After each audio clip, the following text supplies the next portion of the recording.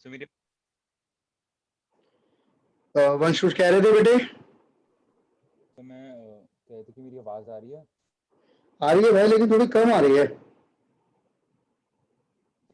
मैं देखता हूँ इसको फिक्स करने की कोशिश करता हूँ। सर सारी क्लासेस में ही हो रहा आज ये। आप जूम पर हो? कहाँ जूम क्लास तो जूम पे ही है हो ना? रही है। तो जूम पर जहाँ पे आपका स्पीकर का आता है, वहां पे लास्ट में आता है ऑडियो सेटिंग।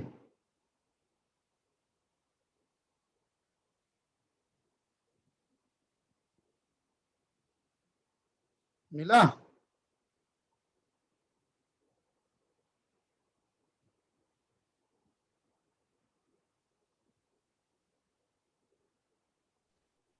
तो सेटिंग्स पे कैसे आया मैं आपसे? तो मैं इसमें सेटिंग्स का कोई ऑप्शन नहीं दिखा रहा। लॉगिन करके नहीं दे रखा क्या? कनेक्ट नहीं कर रखा लॉगिन करके? नहीं इसे शायद मैंने कंप्यूटर से नहीं कर रखा लॉगिन। इसीलिए नहीं दिखा रहा। आप एक बार कंप्यूटर से लॉगिन करोगे, उसके बाद जहां पर आपका ऊपर आता है वहां पे म्यूट में ना ऑडियो सेटिंग आती है। ऑडियो सेटिंग में दो ऑप्शन आते हैं, एक आउटपुट लेवल और एक माइक्रोफोन इनपुट लेवल। तो वो इनपुट लेवल आपका कम आ रहा होगा। कोई बात नहीं, आज तो हम काम चला लेंगे अभी। वैसे भी आपको कम बोलना है, मुझे ज्यादा बोलना है। अच्छा जी, अब आज के अपने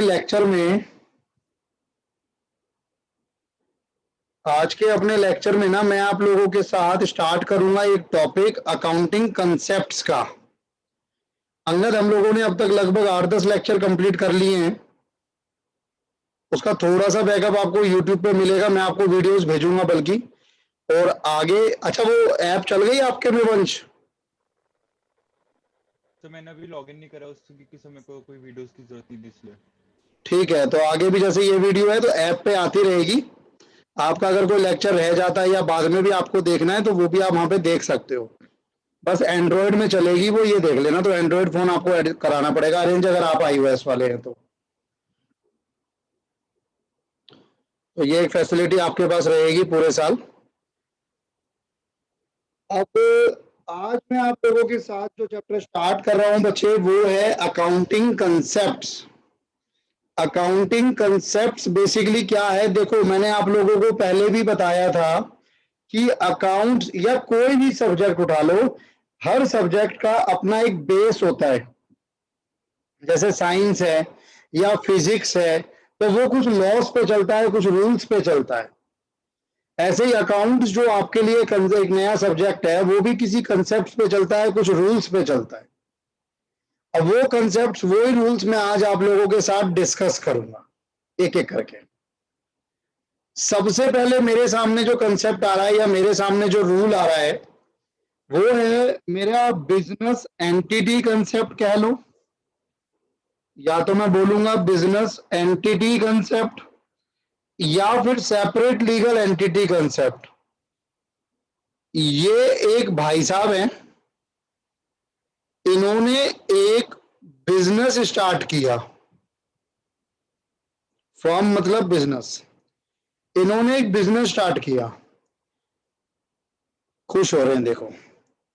और ये इस बिजनेस को स्टार्ट करके ना लगातार खुश हैं। यार कोई भी नया बिजनेस स्टार्ट करेगा खुश तो होगा ही ओनर। ये कौन है? ये ओनर है। ओनर कौन होता है? जो बिजनेस में पैसा लगाता है, फिर उस बिजनेस का रिस्क भी उसी का होता है और उस बिजनेस का रिटर्न भी उसी का होता है। अब अगर इस ओनर ने एक बाइक परचेज की, तो क्या ये ओनर कह सकता है कि ये बाइक फर्म की है या बिजनेस की है? The answer is no no, so. नहीं कह सकता। अगर कल को इस फर्म ने मान लीजिए बिल्डिंग परचेज की, बिल्डिंग परचेज की, तो क्या ये कहा जा सकता है कि ये बिल्डिंग इस ओनर की है? Again the answer is no. क्यों? क्योंकि इस अकाउंट्स के सब्जेक्ट में एक बहुत सिंपल सा कंसेप्ट ये रखा गया कि भले ही आप अपने बिजनेस के ओनर हो, लेकिन उस ओनर की पहचान और उस बिजनेस की पहचान दोनों अलग रहेगी। ओनर की एंटिटी अलग चलेगी, बिजनेस की एंटिटी अलग चलेगी, दोनों के अलग अलग पैन कार्ड बनेंगे। मैंने एक प्राइवेट लिमिटेड कंपनी ओपन की हुई है, मेरा पैन कार्ड अलग है, मेरी प्राइवेट लिमिटेड का पैन कार्ड अलग है। और आपको पता है जिसका एक बार पैन कार्ड बन गया, इसका मतलब उसकी अपनी एक आइडेंटिटी हो गई। तो इसीलिए ओनर की पहचान अलग रहेगी बिजनेस से, और बिजनेस की पहचान अलग रहेगी ओनर से, दोनों अलग है। States business has a separate legal entity from its owner. अगर कल को ये ओनर, कितना मासूम लग रहा है देखने में, कल को ये ओनर किसी क्रिमिनल एक्टिविटी में पकड़ा जाता है, कल को ये ओनर किसी क्रिमिनल एक्टिविटी में पकड़ा जाता है, तो क्या इसका बिजनेस भी बंद हो जाएगा? क्या कहते हो? Yes sir. अगर ये सोल ओनर है तो हो जाएगा बंद। सर देखो, भले ही ये सोल ओनर हो तब भी बिजनेस बंद नहीं होगा। मान लो एक सोल ओनर है और वो एक फैक्ट्री रन करता है अच्छे लेवल पर, जहां पे 1000-2000 एम्प्लॉइज हैं, और अगर उसने, उस ओनर ने कुछ ऐसी क्रिमिनल एक्टिविटी की है जिसमें बिजनेस का लेना देना नहीं है, उसने अपने पार्ट पे की है, तो पुलिस जेल में उठाकर उस ओनर को डालेगी और कोशिश की जाएगी कि उस बिजनेस का कोई और उत्तराधिकारी होगा वो देखेगा, अदरवाइज गवर्नमेंट उसको टेक ओवर कर सकती है। ऐसा बहुत से केसेस में हमने प्रैक्टिकल लाइफ में देखा। जैसे विजय माल्या देश छोड़कर भले ही भाग गया हो, लेकिन उसकी कंपनी किंगफिशर आज भी चल रही है। जैसे यस बैंक भले ही डूबने की कगार पर हो, लेकिन उसको गवर्नमेंट ने रिवाइव कराया। आज से बहुत साल पहले, आज से 8-10 साल पहले कंपनी हुआ करती थी सत्यम इंफोटेक। सत्यम इंफोटेक में फ्रॉड का पता लगा। सत्यम इंफोटेक का मालिक थे रामलिंगा राजू, यही नाम था उनका। उनको उठाकर जेल में डाल दिया गया, लेकिन कंपनी को बंद नहीं किया जा सकता। उस कंपनी को गवर्नमेंट ने आगे बढ़ाया। ओनर की पहचान अलग है, कंपनी की यानी कि बिजनेस की पहचान अलग है। इसीलिए हम लोग, अभी जो आप मेरे से वंश पहले से पढ़ रहे हैं, अंगद की पहली क्लास है आज, तो वंश अब तक हम लोगों ने जितना भी अकाउंट्स पढ़ा अपने 8-10 लेक्चर्स में, उसमें हम लोगों ने एक चीज बहुत ध्यान से समझ ली कि हम अपनी बुक्स ऑफ अकाउंट्स में वही एंट्रीज रिकॉर्ड करते हैं जो एंट्रीज बिजनेस के पॉइंट ऑफ व्यू से होती है। मैं ओनर हूं, मेरा एक इंस्टीट्यूट है जेपीएस एडुकल्चर। अगर मैं अपने घर के लिए कोई सामान परचेज कर रहा हूं, मैंने अपने पर्सनल यूज के लिए ये मोबाइल या ये कैलसी परचेज किया, मैंने कुछ भी परचेज किया ऐसा, तो वो मेरे बिजनेस की बुक्स में रिकॉर्ड नहीं होगा। बिजनेस की बुक्स में क्या रिकॉर्ड होगा? जो बिजनेस ने परचेज किया, जो बिजनेस के पॉइंट ऑफ व्यू से परचेज हुआ। बताइए जी, समझ आता है? तो जी जैसे जो अभी आपने लास्ट पॉइंट बोला कि हम जो पर्सनल यूज के लिए लेते हैं वो हम अकाउंट्स के बुक में नहीं लेते, लेकिन जी। जैसे हमने पीछे एग्जांपल्स दिए थे, जब वो अगर कोई मोटरसाइकिल या कोई कार परचेज कर रहे हैं, मैं बता देता हूं, मैं समझ गया आपका डाउट। देखिए, दो सिनेरियो समझिए। एक सिनेरियो तो ये है कि मैंने ये एसी परचेज किया,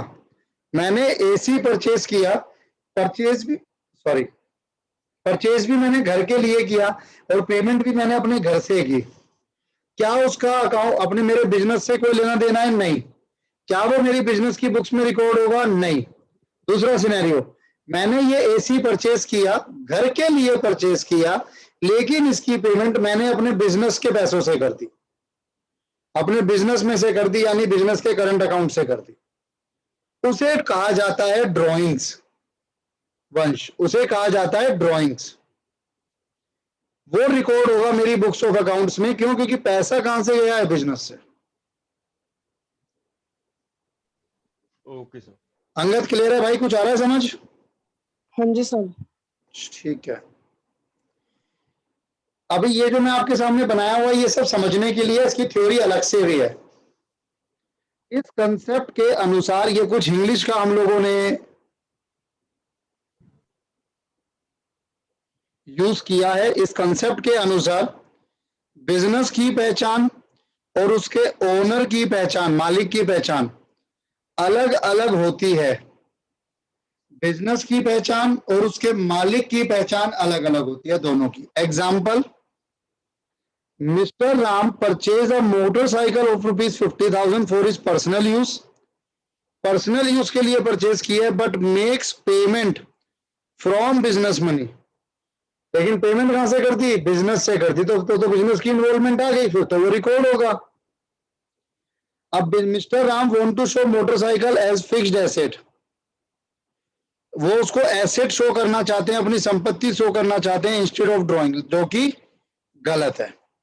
एसेट का मतलब होता है सर कोई भी आइटम, कोई भी प्रॉपर्टी, कोई भी आपका ऐसा वस्तु, या मैं बोलता हूं संपत्ति, तो वो बिजनेस का एसेट नहीं है, वो मेरा आपका पर्सनल एसेट है, वो बिजनेस में एसेट के तौर पर रिकॉर्ड नहीं होगा। बताइए जी, कोई डाउट हो इसमें किसी को? नहीं सर। सर मेरे को डाउट नहीं, मेरे को बस ये पूछने की जो हम ये टॉपिक कर रहे हैं वो कौन से चैप्टर का पार्ट है? Sir chapter 3, TS Grewal chapter number 3, okay sir. Basic accounting principles concept convention करके चैप्टर होगा। अब सेकंड मेरे पास कंसेप्ट आता है मनी मेजरमेंट कंसेप्ट। नाम से ही क्लियर है, मनी। अब मैंने लगातार आप लोगों को अपने पिछले लेक्चर्स में ये चीज डिस्कस की है कि आप अकाउंट्स में सिर्फ उन्हीं लेन देन, उन्हीं ट्रांजैक्शंस को रिकॉर्ड करते हो जो ट्रांजैक्शंस या तो मनी टर्म्स में हो, मनी में हो पहले से, या फिर उसको मनी में कन्वर्ट किया जा सकता हो। सिर्फ उन्हीं ट्रांजैक्शंस, उन्हीं लेन देन को आप अपने अकाउंट्स में रिकॉर्ड करते हो, सीधी सी बात है। तो ये तो अब तक मैंने आपको बताया था, लेकिन ये लिखा कहाँ है? ये यहां लिखा है, money measurement concept. Money measurement concept state that in accounting we record only those transactions. Transactions का मतलब है कोई भी किसी भी प्रकार का आदान प्रदान, किसी भी प्रकार का लेन देन, तो सिर्फ उसी लेन देन को, उसी ट्रांजैक्शन को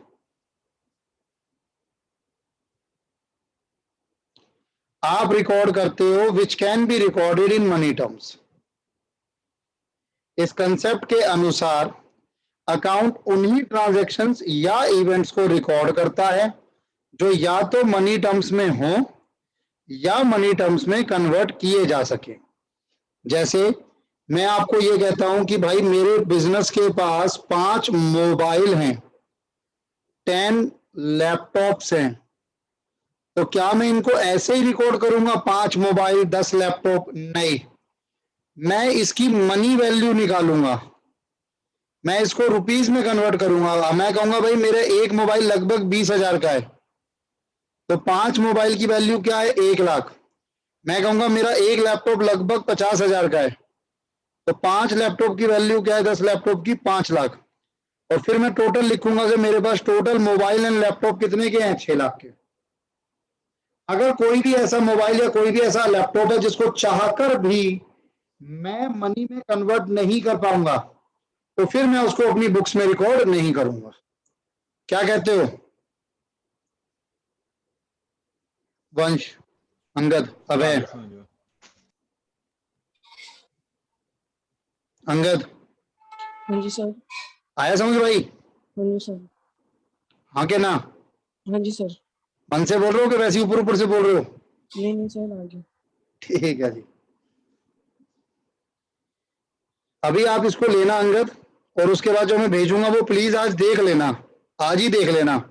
चाहे शुरू के 2 लेक्चर देख लेना, अभी बहुत ज्यादा नहीं, 2 लेक्चर आज देख लेना। अभी एक बार, ज्यादा नहीं होंगे, आधे घंटे के होंगे, तो आपको बहुत अच्छा समझ आएगा अच्छे से, और भी नेक्स्ट क्लास में, क्योंकि कुछ लेक्चर्स हम लोग निकाल चुके हैं। अब एक कंसेप्ट आता है मेरे पास, और पता है आप लोगों को ये चैप्टर बहुत इंपॉर्टेंट है। आपका जो भी फर्स्ट एग्जाम होगा 100 मार्क्स का, 80 मार्क्स का जो भी होगा, 80 मार्क्स वाला जो एग्जाम होगा उसमें ये चैप्टर आएगा ही आएगा, और कम से कम 10 से 15 नंबर की वेटेज आएगी इस चैप्टर की, 10 to 15 मार्क्स।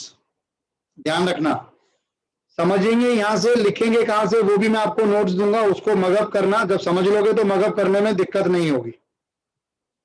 एक कंसेप्ट आता है मेरे पास, गोइंग कंसर्न कंसेप्ट। आप एज अ बिजनेसमैन एक नया बिजनेस स्टार्ट कर रहे हो। मैंने एक नया बिजनेस स्टार्ट किया, मैंने कहा यार मेरे को ना एक होटल लाइन में जाना है, मुझे फूड लाइन में जाना है, तो मैंने होटल ओपन किया अशोक विहार में। अशोक विहार में मैंने एक होटल ओपन किया। जब मैं एक होटल को या किसी भी बिजनेस को स्टार्ट करूंगा तो मेरी जो थिंकिंग होगी, मेरी जो इंटेंशन होगी, वो हमेशा से ये होगी कि मेरा बिजनेस दिन दोगुनी रात चौगुनी तरक्की करेगा। आने वाले समय में ना तो मेरे को कभी अपने बिजनेस को बंद करना पड़ेगा और ना ही मुझे कभी अपने बिजनेस का स्केल कम करना पड़ेगा। हाँ, बिल्कुल हो सकता है कि आज शुरू किया कल बंद हो गया, वो अलग चीज है, लेकिन मेरी सोच क्या होगी, मेरी थिंकिंग क्या होगी कि एक ना एक दिन मैं होटल की लाइन में हल्दीराम बीकानेर वाला जैसा नाम कमाऊंगा, और हो सकता है मैं उन्हें भी फेल कर दूं, मैं उनसे भी आगे निकल जाऊं। ये सोच होगी। यानी नियर बाय फ्यूचर में अगर मैं अपना बिजनेस रन कर रहा हूं तो नियर बाय फ्यूचर में आने वाले समय में ना तो मेरा बिजनेस कभी बंद होगा और ना ही मेरा बिजनेस कभी कम होगा। ये गोइंग कंसर्न कंसेप्ट कहता है, और ये आपको इसी तरीके से फॉलो करना होता है जब आप बिजनेस करते हो। अगर मैं, क्योंकि आपको पता है मैं सीईओ, मैं चार्टर्ड अकाउंटेंट हूं, मैं ऑडिट करने जाऊंगा तो मेरे को किसी ने ऑडिट करने के लिए बुलाया, तो मैं जब उसके वहां ऑडिट करने जाऊंगा तो मैं उसके बुक्स ऑफ अकाउंट में ये एज्यूम करूंगा कि इस मालिक ने ये एज्यूम किया हुआ है कि इसने जो बुक्स बनाई है वो गोइंग कंसर्न कंसेप्ट को फॉलो करके बनाई है, और इसने ये एज्यूम किया है कि इसका बिजनेस आने वाले साल में बंद नहीं होगा, कम नहीं होगा। अगर मुझे कहीं पर भी ऐसा फील होता है कि नहीं यार इसका बिजनेस तो बंद होने की कगार पर है, तो मैं उस चीज को डिस्क्लोज करूंगा, मैं उस चीज को अपनी रिपोर्ट्स में लिखूंगा। क्यों? क्योंकि गोइंग कंसर्न कंसेप्ट बहुत इंपॉर्टेंट है। कोई भी बिजनेसमैन जब अपनी बुक्स बनाता है या अपना बिजनेस रन करता है तो वो हमेशा इस सोच को लेकर चलता है कि उसका बिजनेस आने वाले समय में ना तो कभी बंद होगा ना ही कभी कम होगा, ना ही कभी बंद होगा ना ही कभी कम होगा। Business shall continue for indefinite period. आपका बिजनेस लगातार निरंतर चलता रहेगा फॉर एन इनडेफिनेट पीरियड। कोई ऐसी इंटेंशन नहीं है आपकी कि आपको अपने बिजनेस को क्लोज करना है या आपको अपने बिजनेस को कम करना है। ऐसी कोई सोच नहीं है आपकी।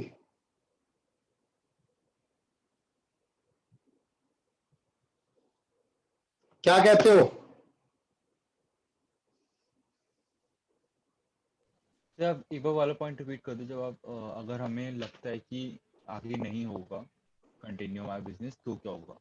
सर, अगर आपको लगता है कि आपका बिजनेस कंटिन्यू नहीं होगा तो आपके अपनी बुक्स ऑफ अकाउंट में उसको मेंशन करना पड़ेगा कि भाई मैं अपना बिजनेस कर रहा हूं लेकिन मेरे बिजनेस में लगातार लॉसेस आ रहे हैं, मेरे ऊपर क्रेडिटर्स यानी दबाव हो रहा है, मेरे ऊपर कर्जा उधारी बढ़ती जा रही है, तो मुझे नहीं लगता कि मेरा बिजनेस 1 साल 2 साल से ज्यादा चल पाएगा। ये आपको डिस्क्लोज करना पड़ेगा। और भी कुछ चीजें करनी पड़ती हैं बट वो भी आपके ना तो कोर्स में ना ही आपको उतनी समझ आएगी बच्चे। Okay sir. अच्छा, इसी की वजह से ना, गोइंग कंसर्न कंसेप्ट की वजह से, देखो मान लो मैंने आपके सामने खर्चा किया, मैंने लिखा सैलरी पेड, या सैलरी पेड मत लिखो, मेरा कोचिंग का बिजनेस है, कोचिंग बिजनेस। अब इस कोचिंग के बिजनेस में अगर मैं मार्कर एंड इंक परचेज करके लाता हूं तो क्या लगता है ये कितने टाइम चल पाएंगी? Sir 1 to 2 weeks. 1 to 2 weeks. मैं तो फिर भी एक मोटा पार्ट ले रहा हूं कि चलो हो सकता है मैं 100 मार्कर या 100 इंक परचेज करके लाया हूं तो भी वो मेरा लेस देन 1 ईयर चलेगा। वहीं अगर दूसरी तरफ मैं ये लेकर आता हूं कि भाई मैं तो एक एसी परचेज किया, एसी, तो क्या लगता है अगर आप एक एसी परचेज करोगे तो कितना टाइम चला लोगे आप उसको?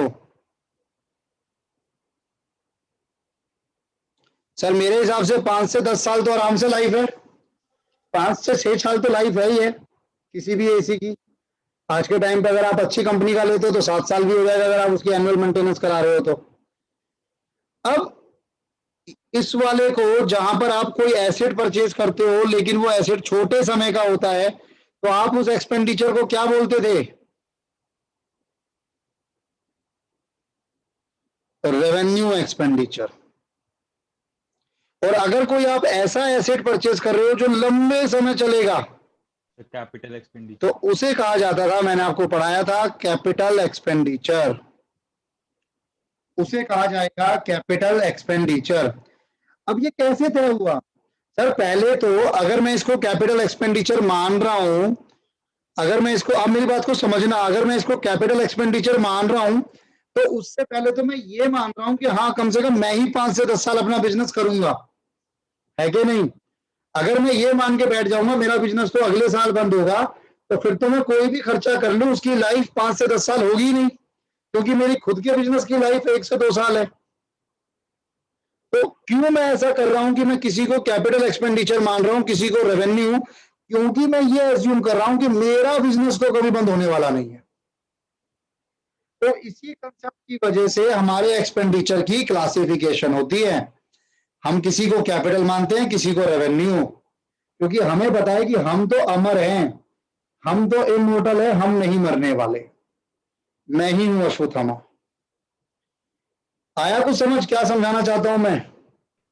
Yes sir. तीनों का आंसर चाहिए मुझे, यस या नो? Yes sir. आप है क्लास में कि खाली लॉगिन कर रखा है?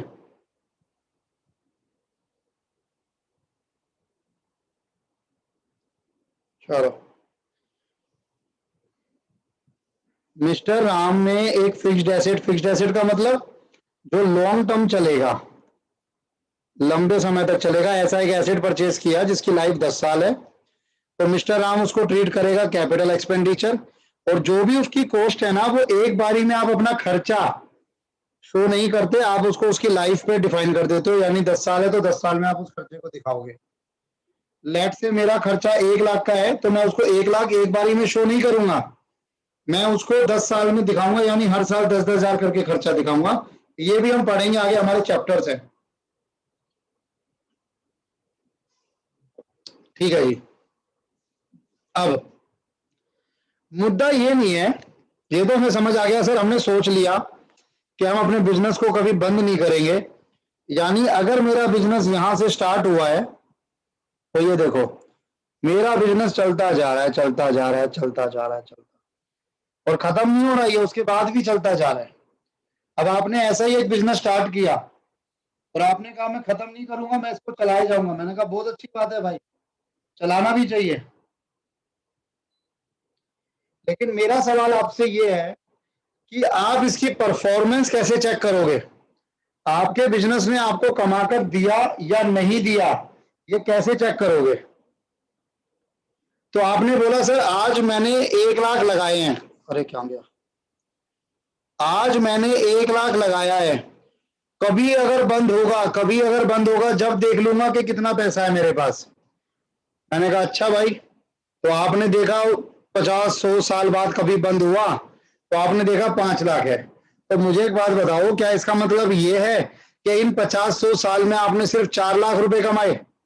नहीं सर, ऐसा तो नहीं होगा। इन 50-100 साल में हमने अपनी जिम्मेदारियां निभाई, अपने घर के खर्चे किए, बच्चों की शादी भी की, घूमे भी, फिरे भी, मौज मस्ती भी की, नई नई गाड़ियां भी खरीदी, तो 4 लाख तो नहीं कमाए। तो मैंने कहा क्योंकि आपका तरीका गलत था परफॉर्मेंस को चेक करने का। ठीक है, हमने मान लिया कि आपने ये एज्यूम कर रहे हो कि आपका बिजनेस जो है वो निरंतर चलता रहेगा, कभी खत्म नहीं होगा। लेकिन क्योंकि हमको अपने बिजनेस की परफॉर्मेंस को चेक करना है, हमें अपने बिजनेस की परफॉर्मेंस को चेक करना है।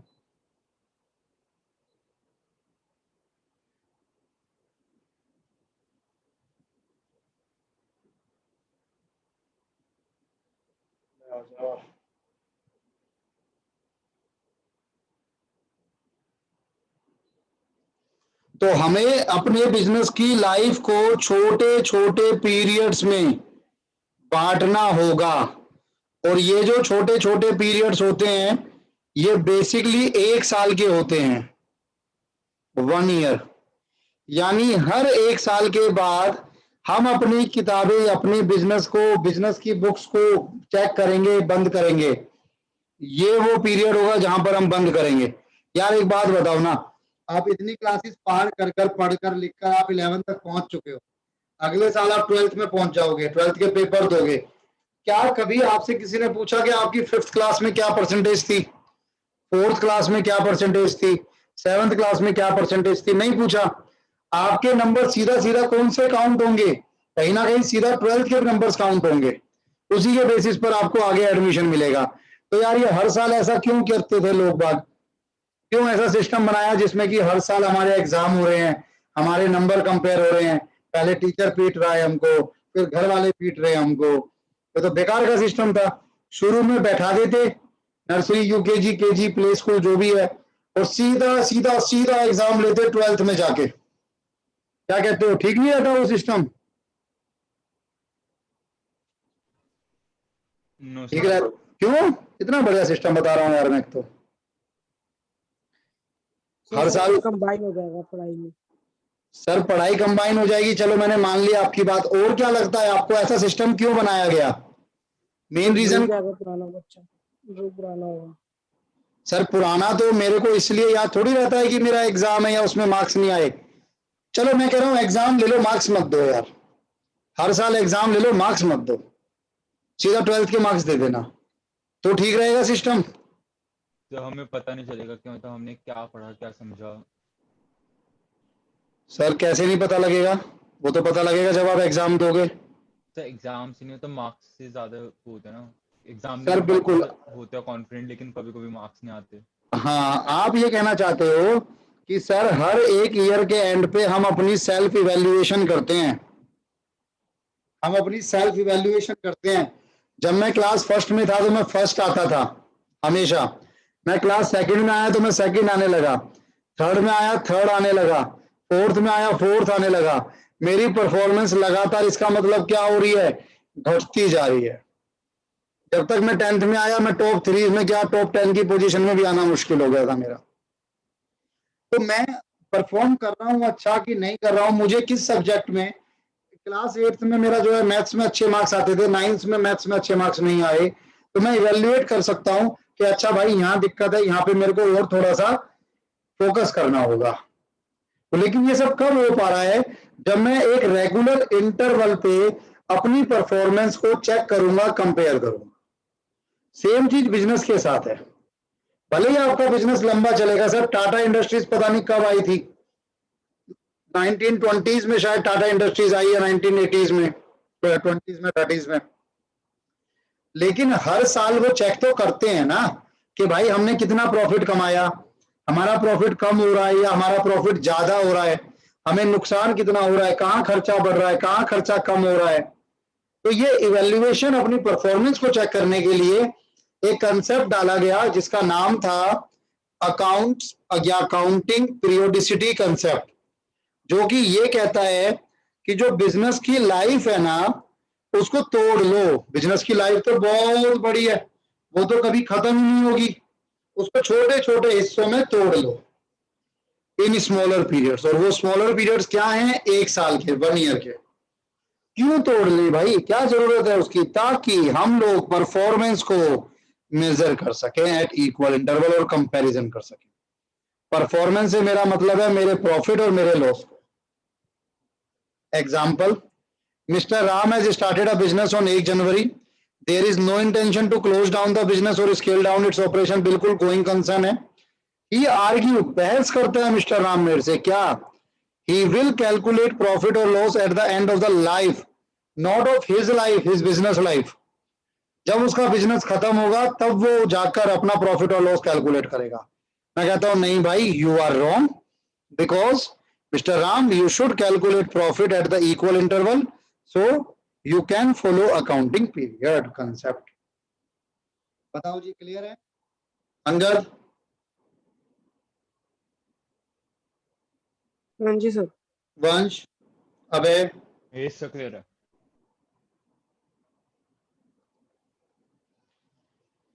आगे बढ़ते हैं सर।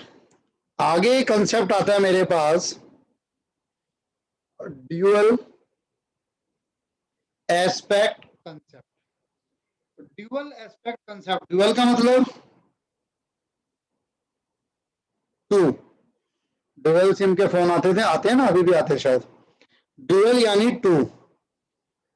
अब बहुत सिंपल है, जिन लोगों ने पहले मेरे से लेक्चर लिए हुए हैं उनको तो पता है कि अकाउंट्स में कोई भी ट्रांजैक्शन होगी, कोई भी ट्रांजैक्शन अकाउंट्स में होगी, उस ट्रांजैक्शन का आपको डबल इफेक्ट देना है। कोई भी ट्रांजैक्शन होगी, कोई भी लेन देन होगा, कोई भी इवेंट होगा, यानी उस ट्रांजैक्शन का कोई भी रिजल्ट आएगा, उसके 2 इंपैक्ट होंगे। पहला इंपैक्ट होगा डेबिट और दूसरा इंपैक्ट होगा क्रेडिट। और ये मैंने यहां लिखना है पूरा, asset equal to liability plus capital. Angad ये अभी आपको थोड़ी सी दिक्कत करेगा, जैसे ही मैं 2 लेक्चर बोल रहा हूं आपको वो देख लोगे, आपको ये समझ आ जाएगा, ये सब उसी में है। बस ओके अभी सर। अभी आप ये समझो कि कोई भी ट्रांजैक्शन अकाउंट्स में होती है। ट्रांजैक्शन मतलब जैसे फर्नीचर हमें परचेज। लिखना नहीं है, नहीं नहीं सर, कुछ नहीं लिखना आपको, हमें नोट्स नहीं बना लेंगे। इनके नहीं बनाने सर। अभी आपको जो लेक्चर्स में आपको दूंगा, लेक्चर्स में प्लेलिस्ट दूंगा आपको सर पूरी, उनको आप धीरे धीरे देखोगे ना, तो उसके नोट्स बना लेना। ये तो मैं आपके साथ शेयर कर दूंगा, ये तो पीडीएफ की बुक है, ये मैं आपके साथ शेयर कर दूंगा, इसके नोट्स नहीं बनाने अभी आपको। और उसके बाद भी जैसे क्लासेस हमारी लाइव ये चल रही है, ये चलती रहती हैं, और इनका ये क्लास मेरी रिकॉर्डिंग पर है, जैसे अभी भी ये रिकॉर्डिंग होगी, क्लास होगी, 24 से 48 घंटे में एक ऐप आपको दी जाएगी जैसे आप फाइनल होते हो एडमिशन, उसमें आप इसको भी देख सकते हो। बाद में कभी कोई क्लास रह गई या स्कूल में एग्जाम है, कोई चैप्टर आपको दोबारा पढ़ना है, तो देखो टीचर पे तो उतना टाइम नहीं हो पाता, तो आप एज अ बैकअप उसको मल्टीपल व्यूज है, आप कितनी बार भी देख सकते हो। सर ऑफलाइन क्लासेस कब से शुरू होंगी, मम्मा पूछ रही थी। कौन सी भाई? Sir offline classes. सर जैसे ही नोटिफिकेशन आएगा वैसे ही स्टार्ट हो जाएगी। और ऑफलाइन क्लासेस में भी दोनों ऑप्शन चलते हैं बच्चों के पास, क्योंकि मेरे पास दूर से भी बच्चे हैं, तो अगर ऑफलाइन क्लासेस हैं तब भी ऑनलाइन भी चलती रहेंगी और ऑफलाइन भी चलेंगी। नहीं सर, मैं तो पास में रहता हूँ, मैं तो आ जाऊंगा। जी सर। तो जैसे ही आएगा नोटिफिकेशन, वैसे मुझे उम्मीद है कि इस बार जो है अगले 1-2 हफ्ते में या 3 हफ्ते में आ जाना चाहिए। अभी ये जून एंड हुआ है ना, तो जुलाई 15 तक मेरे हिसाब से खुल जाने चाहिए, क्योंकि इस बार ये सब ठीक ठाक जल्दी खोल रहे हैं। तो जैसे मैं आपको ये बता रहा था कि अगर आपने फर्नीचर परचेज किया 70,000 का, तो इसके 2 इफेक्ट होंगे। और ये 2 इफेक्ट कौन से होंगे? जैसे आपने फर्नीचर लाए तो इंक्रीज इन फर्नीचर, और क्या गया आपके पास से? कैश चला गया, तो डिक्रीज इन कैश। तो हर ट्रांजेक्शन का डबल इफेक्ट चलेगा, हर ट्रांजेक्शन, और उस ट्रांजेक्शन के डबल इफेक्ट को डेबिट और क्रेडिट दिया जाता है। अगर एसेट इंक्रीज होता है तो हम उसे क्या करते थे वंश, याद है आपको? डेबिट या क्रेडिट? तो क्या? अगर एसेट इंक्रीज होता है तो उसे डेबिट करते हैं कि क्रेडिट? Sir debit. डेबिट, आपने पढ़ा हुआ है, गुड। और अगर कोई एसेट डिक्रीज होता है तो हम उसे क्या करते हैं? क्रेडिट। क्रेडिट। जिन बाकी 2 बच्चों ने ये अभी नहीं पढ़ा होगा, कोई दिक्कत नहीं, आप पढ़ लेंगे इसको धीरे धीरे। तो ये कंसेप्ट है कि हर एक ट्रांजैक्शन या उस ट्रांजैक्शन के इवेंट यानी रिजल्ट का डबल इफेक्ट होगा, और वो डबल इफेक्ट में एक होगा डेबिट और एक होगा क्रेडिट। डेबिट को हम लोग इन एब्रीविएशन डीआर भी लिख लेते हैं, क्रेडिट को इन एब्रीविएशन सीआर भी लिख लेते हैं। अब एक कंसेप्ट है मेरे पास, कॉस्ट कंसेप्ट या हिस्टोरिकल कॉस्ट प्रिंसिपल। ये क्या कहता है सर? ये कहता है कि आप कोई भी एसेट लेकर आए, मैं फिर कहता हूं, मैं ये एसी परचेज किया, मैंने एक एसी परचेज किया। इस एसी को जब मैंने परचेज किया था आज से 6 साल पहले, तो मैंने इसको 40,000 में परचेज किया था। 40,000 में मैंने इस एसी को परचेज किया। सडनली क्या हुआ, इस एसी की डिमांड बढ़ गई और इसका प्राइस मार्केट में बढ़ गया। अगर इसका प्राइस मार्केट में बढ़ जाएगा तो मैं अपनी बुक्स ऑफ अकाउंट्स में तब भी इस एसी को कितने पे शो करूंगा? जितने पे मैंने परचेज किया था। मैं कोई भी एसेट परचेज कर लाता हूं, कोई भी आइटम परचेज करके लाता हूं, मार्केट में उसका वैल्यू ज्यादा हो जाए या कम हो जाए, ज्यादा हो जाए या कम हो जाए, ज्यादा हो जाए या कम हो जाए, तब भी मैं उसको उसी वैल्यू पर शो करता हूं जिस वैल्यू पर मैंने उसको परचेज किया था। ये आपके अकाउंट्स का रूल है। क्यों? कौन कहता है? ये कहता है आपका historical cost principle, historical cost concept. This states that asset will be shown in account at the amount which was paid to acquire या परचेज द एसेट। जो अमाउंट आपने उस एसेट को परचेज करने के लिए, एक्वायर करने के लिए पे किया था, उसी वैल्यू पर आप उसको शो करते हो, उसी वैल्यू पर आप उसको शो करते हो। मार्केट वैल्यू ऑफ एसेट में इंक्रीज और decrease, but for accounting purpose, लेकिन उसको रिकॉर्ड करने के लिए, अकाउंटिंग के लिए मार्केट वैल्यू की कोई रेलेवेंस, कोई इंपॉर्टेंस नहीं है। Account record only those asset for which any amount is paid. अच्छा, ये भी इंपॉर्टेंट है भाई। मेरा पढ़ाना आपको इतना अच्छा लगा, क्लासेस ऑफलाइन स्टार्ट हुई, वंश गाड़ी से आता था, कार है वंश के पास अपनी पर्सनल, पता नहीं आप लोगों को शायद पता है कि नहीं, और छोटी मोटी कार जो है वंश चलाता नहीं है, तो उसके पास ऑडी है, ऑडी कार ये लेकर आता है। इसने देखा सर गरीब आदमी है, बेचारे ऐसे ही आ रहे हैं ऑटो में धक्के खाते हुए, इसको मुझ पे अच्छा लगा, मेरे को इसको मेरा पढ़ाया हुआ अच्छा लगा, तो वंश ने मुझे अपनी ऑडी गिफ्ट कर दी। वंश में वेट करूंगा भाई, जल्दी से गिफ्ट कर देना, बड़ी तकलीफ होती है गर्मियों में खासकर। तो अब जैसे ही उन्होंने मुझे ऑडी गिफ्ट की, तो यार मैं वैसे तो देखो एक खुददार आदमी हूं, लेकिन ठीक है गिफ्ट आ रहा है तो मैं स्टूडेंट के गिफ्ट को क्यों मना करूंगा। मैंने उस गिफ्ट को एक्सेप्ट किया। क्या मैंने उसकी कोई पेमेंट की? सर क्या मैंने उसकी कोई पेमेंट की? मैं पेमेंट क्यों करूंगा यार, वंश मेरे से पेमेंट क्यों लेगा, वो तो गिफ्ट है। अगर मैंने उसकी कोई पेमेंट नहीं की और मुफ्त में गिफ्ट के तौर पर या जैसे भी मुझे एक एसेट मिल गया, तो क्या मैं उस एसेट को अपनी बुक्स में रिकॉर्ड कर पाऊंगा? आंसर इज नो, नहीं कर पाओगे सर, जब तक कि आपने उस एसेट के लिए पेमेंट ना की हो। हालांकि और भी तरीके हैं सर उसको रिकॉर्ड करने का, मैं बताता हूं।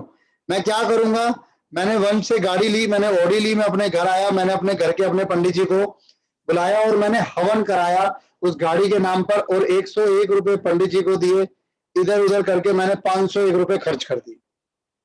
अब मैंने उस गाड़ी को लाने के लिए 500 रुपए खर्च कर दिए, तो मैं 500 रुपए उस गाड़ी के नाम पर चढ़ा सकता हूँ।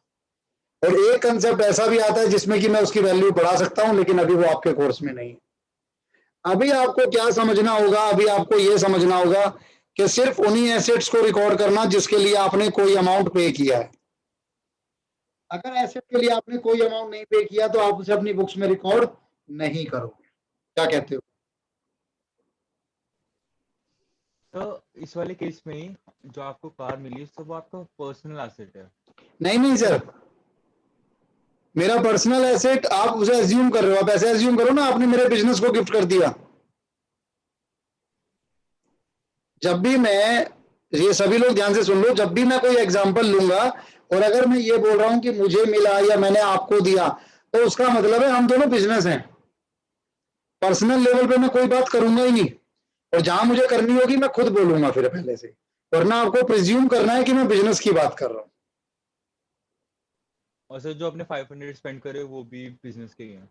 हाँ वो भी बिजनेस की है सर, पर्सनल कुछ नहीं है सर मेरा, सब बिजनेस के पॉइंट ऑफ व्यू से। Okay sir. कॉस्ट कंसेप्ट के अनुसार एसेट हमेशा उस अमाउंट पे शो करना है जो अमाउंट उसे खरीदने के लिए दिया था। मार्केट वैल्यू का कोई फर्क नहीं पड़ेगा, सिर्फ वही एसेट रिकॉर्ड होंगे जिनके लिए पैसे दिए हैं। और अगर आप ऐसी लैंग्वेज में एग्जाम में लिखोगे तो मार्क्स नहीं मिलेंगे, ये सिर्फ समझाने के लिए है। एग्जाम्पल ये मैं आपको भी दिखा दूंगा कि कहाँ लिखे हुए, इन्हीं नोट्स में, वहां से याद करना है आपको। An asset was purchase for ₹20 lakh in the beginning of the year at the time of preparation of account। at the time of preparation of account का मतलब होता है ईयर एंड। आपका कोई भी साल स्टार्ट होता है अप्रैल में और वो जाकर खत्म होता है मार्च में। जैसे आपका साल स्टार्ट हुआ 1 अप्रैल 20 को और वो खत्म होगा 31 मार्च 21 को, तो अगर बीच में आपने कुछ भी किया उसकी अकाउंटिंग कहां पर होगी? यहां पर, यहां पर आपके अकाउंट्स प्रिपेयर होंगे। तो ये वही कह रहा है कि जिस दिन अब आपने खरीदा, यहां पर कहीं पर खरीदा तो 20 लाख वैल्यू थी, इस डेट पर आते आते जिस दिन आप अकाउंट्स प्रिपेयर कर रहे हो उसकी वैल्यू 15 लाख रह गई। Owner want to show the asset at 15 lakh, that is MV यानी market value, but it is not correct according to cost concept. Cost concept के अकॉर्डिंग मुझे उसको कितने पे शो करके रखना होगा, मुझे उसको 20 लाख पर ही शो करना होगा, भले ही मार्केट में वैल्यू बढ़ जाए, भले ही मार्केट में वैल्यू घट जाए। बोलिए जी। तो क्लियर है। क्लियर है, चलिए अच्छी बात है सर। एक सेकंड देना मुझे, आपको कुछ दिखाऊंगा। ओम प्रकाश,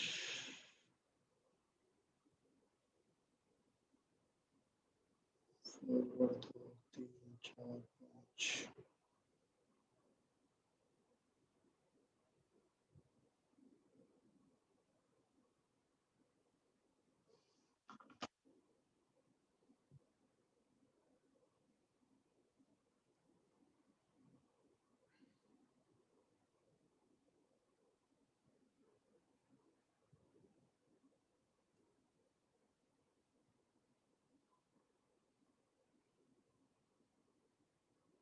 देखो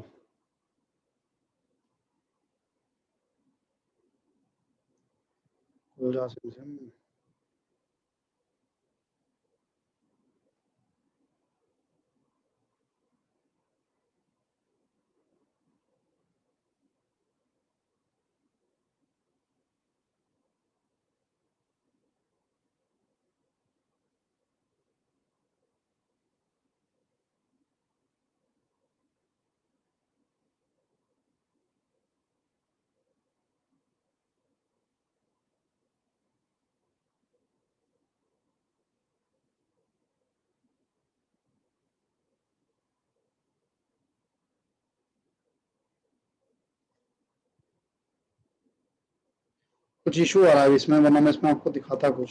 चलिए कोई नहीं।